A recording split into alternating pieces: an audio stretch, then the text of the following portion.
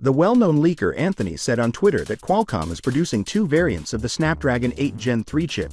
For the time being, we're only going to be focusing on how the Snapdragon 8 Gen 3 chip will be used in the Galaxy S24 Ultra.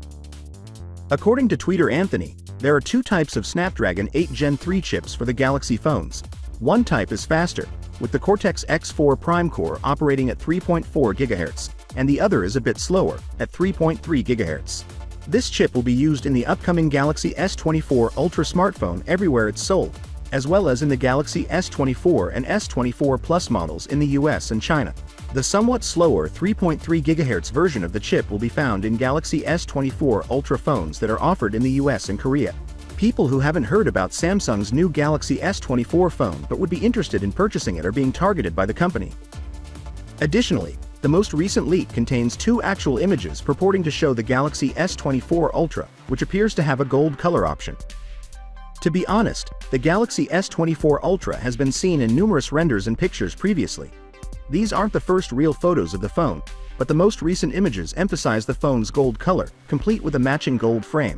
These leaks have also provided some degree of confirmation on the design and the flat screen.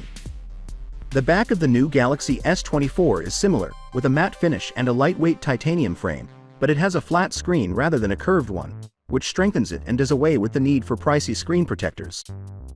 Many people, including myself, are pleased with the design, and the general look hasn't altered all that much. The Galaxy S24 basic model will have a 6.2-inch 120Hz dynamic AMOLED display with 2340 by 1080 resolution. Using Samsung's most recent M13 OLED panels, which are protected by Gorilla Glass Victus 2 and strengthened with aluminum 2.0 for increased durability, it will have a 12-megapixel punch-hole front camera for selfies and a back camera for turning heads.